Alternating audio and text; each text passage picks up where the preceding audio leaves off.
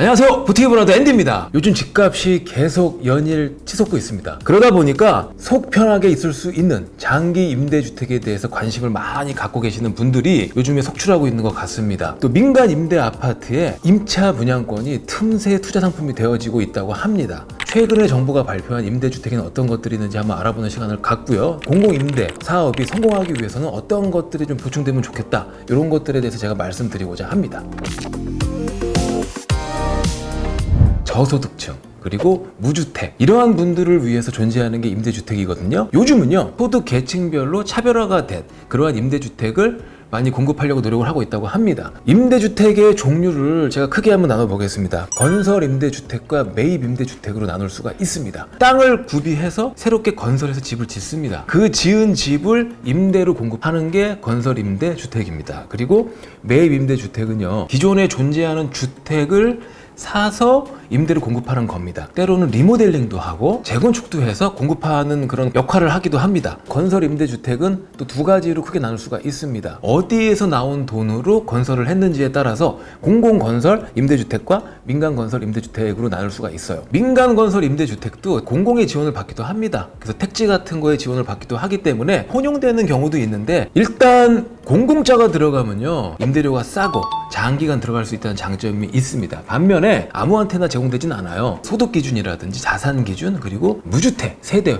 구성원, 이런 기준들에 부합되어야지만 공급받을 수 있다. 예전에는 부모 밑에서 뭐 30, 40대까지도 장가 안 가고 그러면 쭉 살아도 좋았습니다. 이러한 제한들이 없었기 때문에 앞으로 또 어떠한 변화가 있을지 모르잖아요. 30대가 된 분들부터는 세대주가 되셔라. 여러분들이 미리 그렇게 마음 편하게 그냥 세대 독립하는 것도, 분리하는 것도 나쁘지 않다라는 말씀 드리고요. 20대 같은 경우에는 원칙적으로는 세대 독립 분리가 안 됩니다. 하지만 소득 기준이 돼서 일정 소득이 어느 기준 이상으로 되면은 세대 독립할 수 있다는 말씀이죠. 또는 결혼, 혼인을 통해서 세대 독립이 가능하다. 민간이 붙으면 일단 입주 자격 같은 거는 없어요. 그 임대 사업자가 정하는 기준에 따르시면 되고요. 공공건설 임대 같은 거 임대 물량이 나오잖아요. 그러면 세입자 모집 공고 같은 게 뜹니다. 그걸 맞춰서 가시면 좋을 것 같아요. 민간건설 임대주택 같은 경우에는 임대 기간이 4년 또는 8년이 이렇게 있습니다. 그리고 공공 같은 경우에는 5년 이상, 10년, 50년짜리도 있어요. 매입 임대 같은 경우에는요, 보통 민간이 많이 주도를 하죠. 그리고 건설 임대 같은 경우에는 법인이라든지 법인격을 가진 국가 어떤 단체들이 주도를 합니다. 그러나 예외적으로 서울시 고령자형 매입 임대주택,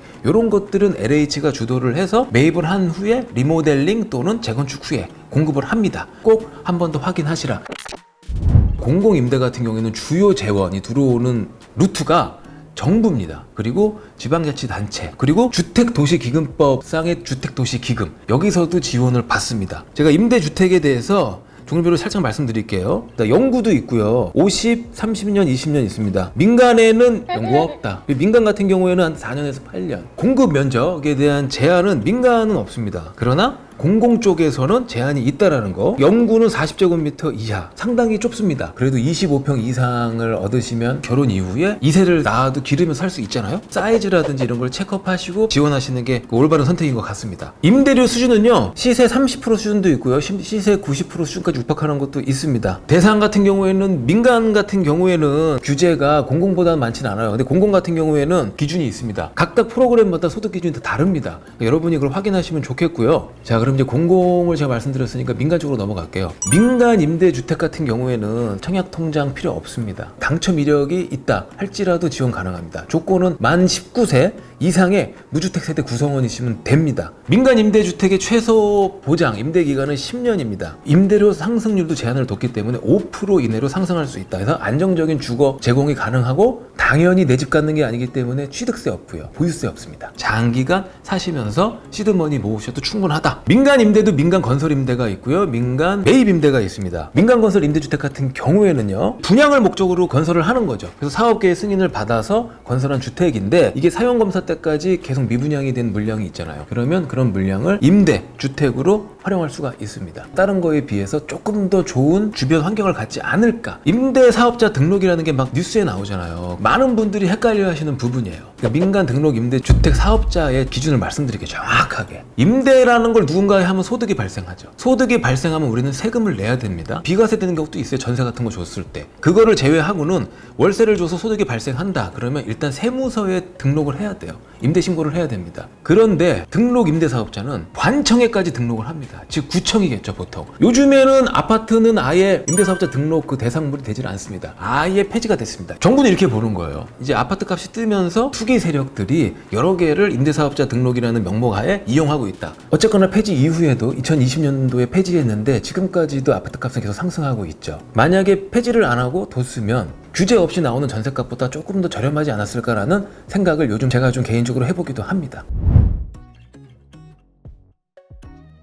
그 올드보이인가? 누구냐 넌하고 되게 비슷한 게 하나 나왔어요. 누구나 집. 그 누구나 집에 대해서 분석을 한번 해드리겠습니다. 일단 누구나 집은 굉장히 아이디어가 좋아요. 재밌어요. 처음에 임대로 살다가 분양으로 전환하면서 내 집으로 가질 수 있는 게 누구나 집입니다. 누구나 집이라고 표현한 이유는 초기 투자금이 적기 때문에 누구나 트라이 할 수 있다는 뜻인 것 같아요. 집값의 10% 정도, 어떻게 보면 계약금 정도죠. 10% 정도를 보증금으로 넣는 거죠. 맡겨놓고 월세를 내고 다달이 사는 겁니다. 그래서 10년까지 산 다음에 10년 뒤에 정해진 집값이 있잖아요. 그 집값 플러스 알파를 나중에 분양가로 하는데 추가되는 알파분은 매년 1.5%씩 더해지는 거예요. 제가 한번 계산을 살짝 해봤는데 그렇다 할지라도 큰 금액으로 늘질 않아요. 정말 좋은 가격의 분양가로 전환된다고 저는 보거든요. 임대료 자체도 시세 약 85% 이하 또는 95% 이하. 다만 나중에 분양 전환됐을 때 시세 차익이 발생하면 이제 공유를 한다고 그래요. 쉐어링을 한다고 그래요. 하지만 내 집을 갖고자 하는 게 목적인 분들은 굉장히 좋은 기회일 거라 생각이 듭니다. 다만 이게 민간 사업자들의 모집을 받아서 건설사들이 진행을 해야 되는 거예요. 사업성이 중요하잖아요. 현재로서는 할만하다라는 의견이 있는데 분양가보다 아파트가 떨어지면 어떡하냐. 그러면 살던 세입자는 그 집을 매수하기 싫으면 안 해도 됩니다. 매수 안 하고 나가면은 내가 다 떠안고 있어야 되는데 그럼 내 손이 아니냐라는 의견들도 나옵니다. 하지만 제가 개인적인 평가를 했을 때에는 그 이하로 아파트가 떨어진다라는 가능성은 있을 리가 없다. 그럼 진짜 백두산 폭발이나 전쟁밖에 없다. 이 누구나 집은요 20% 이상 특공으로 보낸답니다. 80% 이하가 일반 분양이 된다는 뜻입니다. 그리고 누구나 집 말고도 재미난 임대사업 프로그램이 있습니다. 테마형 매입 임대주택 시범사업이라고 있는데요. 단지의 어떤 이용 가치를 어떤 주제에 맞게 만든다는 거죠. 뭐 IT 쪽이다. 그러면 IT 쪽에 일하는 사람들이 주거 공간을 쓸 수 있고 또 공유 공간, 공용 공간을 쓸 수 있도록 만들어 놓고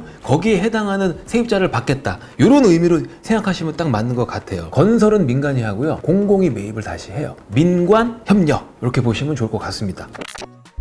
그렇다면 공공임대주택 성공하기 위해서는 어떤 것들이 필요한지, 공공임대주택도 마찬가지인 것 같습니다. 역세권 또는 업무단지 근처로 될 수 있으면 만들어야지 활용도가 높다. 젊은 층이 들어와서 살기가 좋은 데는요 고령층이 들어와 살기도 좋습니다. 영구 임대주택 같은 경우에는 전용 면적 40제곱미터 이하잖아요. 많아야 2인 정도가 거주할 수 있다고 볼 수가 있는데, 이러한 분들을 위해서 특화된 인프라, 특화된 단지 조성이 돼야지 훨씬 더 인기를 끌지 않겠는가 하는 생각이 듭니다. 고령화에 특화된 임대주택이 있다면, 그런 단지가 있다면 병원이라든지 그런 의료 생활에서도 편리함을 얻을 수 있도록 민간과 함께, 민간 건설사와 함께 할 때 더 큰 시너지 효과를 발휘할 수가 있습니다. 공공의 입장에서 인센티브를 제공을 해야 돼요. 비즈니스 하는 사람들을 불러놓고 돈이 안 되는 사업을 해라 그러면 하겠습니까? 아주 충분하면 안 되겠죠. 공적 사업이니까. 그래도 적당히 이익이 되는 사업성을 만들어 줘야지만 좀 끌어들일 수 있지 않겠느냐. 내 부동산 가치가 올라가 기분 좋잖아요. 그러다 보면 자연스럽게 생기는 현상이 님비 현상이 또 생기거든요.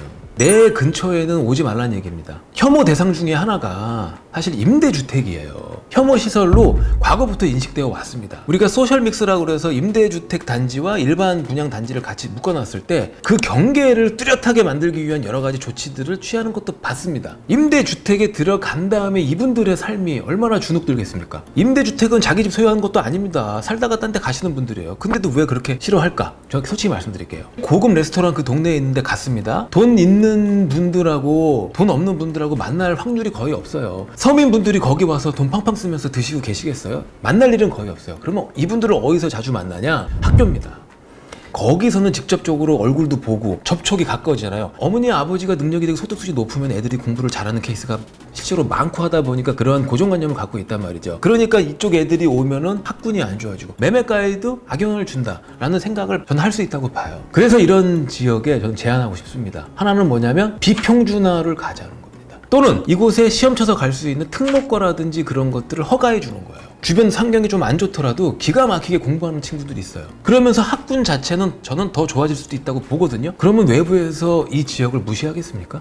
무시 못해요. 임대주택 무시할 수 있을까? 못합니다. 다는 없애지 못해도 반 정도까지는 완화시킬 수 있지 않을까, 이런 생각을 한번 해봅니다. 진짜 부탁드리고 싶은 건 아직도 희망이 있고 꿈이 있는 세대분들은 임대주택을 발판으로만 이용해 주십시오. 성공하셔서 자가를 소유하시면서 가시면, 빨리 나가시면 그 빈 공간에 밑받침이 필요한 분들이 꿈을 키울 수 있잖아요. 잘 순환될 수 있도록 활용하면 어떨까? 오늘 영상도 좋으셨다면 구독, 좋아요, 알림 버튼까지 부탁드리겠습니다.